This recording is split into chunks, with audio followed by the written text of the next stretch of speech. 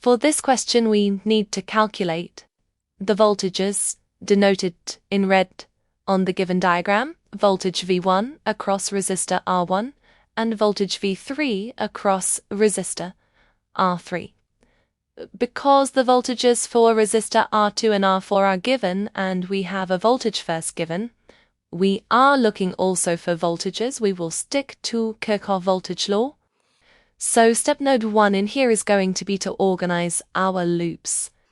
The possible loops we could look into are one loop in here and a second loop in here.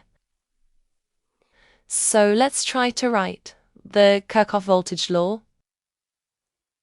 following the movement along loop 1. We're going to take negative 10 volt plus the V1 plus 3.4 plus V3 equals to 0.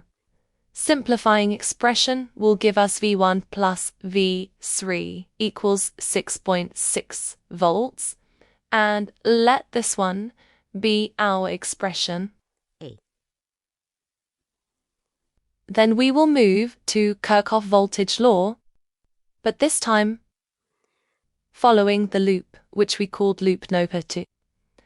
In there we have negative V3 plus 5.8 equals to 0, which gives us voltage across the resistor R3 being 5.8 volts.